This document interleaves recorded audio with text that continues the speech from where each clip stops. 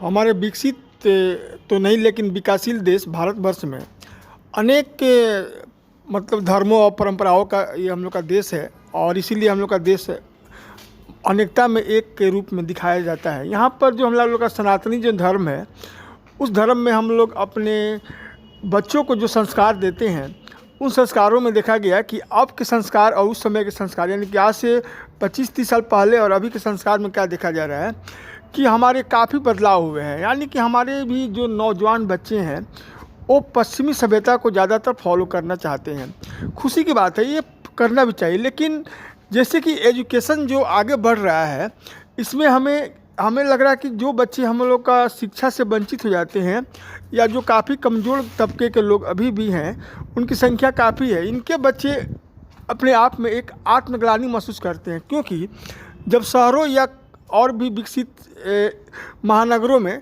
ऐसी सब सोसाइटी को लोग देखते हैं, तो वे सब बच्चे जो कि काफ़ी गरीब घर के होते हैं और लेबर ग्रुप के होते हैं, उनके विचार में जो होता है ना, कुंठा का भाव अग्रसर कर जाता है।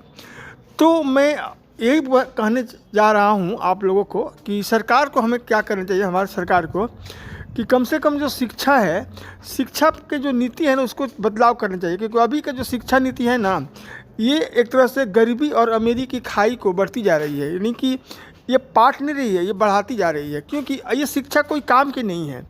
ये हम लोग की पुराने जो अंग्रेज़ों के ज़माने की जो शिक्षा है, इससे हमारे देश के कम से कम 50% जो नौजवान हैं वो बैकवर्ड के रूप में, यानी पिछड़े रह जाते हैं, क्योंकि उनके घर की जो आमदनी है या उनके घर की जो शिक्षा है वो अन्य लोगों की अपेक्षा बहुत कम है।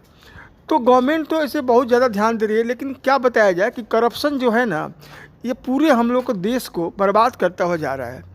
तो मैं इसके लिए अच्छी बात है कि हमारे देश के जो नौजवान हैं उस तरह से रहें, लेकिन अपने कर्तव्य को न भूलें। क्योंकि देखिए, आप यदि कोई कर्तव्य करते हैं और अपने मुकाम को यानी मंजिल को हासिल कर लेते हैं ना, तो आपके लिए जो मस्ती या ये जो है ना, घूमना फिरना या आराम से एंजॉय करना, पिकनिक करना, ये शोभा देता है। लेकिन समझिए कि जिस समय आपका उम्र निकल जाएगा और आप कोई मुकाम पर नहीं पहुंच पाइएगा, तो इसका क्या है ना कि आप ठगा से महसूस कीजिएगा। इसीलिए मैं अपने नौजवानों को ये राय दे रहा हूँ कि आप लोग इन तितलियों को देख करके आप लोग विचलित मत होइए, क्योंकि ये तितलियाँ समझिए कि आपके जीवन को बर्बाद कर देगी। क्योंकि हम लोग जो है ना, अभी भी सभ्य समाज से आते हैं और हमारी सभ्यता नहीं खोनी चाहिए। यही हमारे देश की परंपरा है और इसे बरकरार रखना चाहिए। ठीक है, पश्चिमी सभ्यता को फॉलो करो, लेकिन अपने मुकाम पर पहुंच के करो, नहीं कि जीवन अपना बर्बाद करके करो। ठीक है, तो अब एक बात हम आप लोग से यही कहेंगे कि हमारे देश के जो भी नौजवान हो, अपने माता पिता के इच्छा डिज़ायर को और अपने रिक्वायरमेंट को समझते हुए आप अपने आप को पश्चिमी सभ्यता से दूर रखिए। लेकिन जिस दिन आप अपने मंजिल को हासिल कर लीजिए, उस दिन तमाम तरह की जो आपकी मन की डिज़ायर है उसको पूरा कीजिए। लेकिन ये भड़काऊ जो बातें देख रहे हैं ना आप लोग, ये आप लोग के जीवन में बहुत बुरा प्रभाव डालता है। इसीलिए इस पर ख्याल रखिएगा। जय हिंद, जय भारत, धन्यवाद।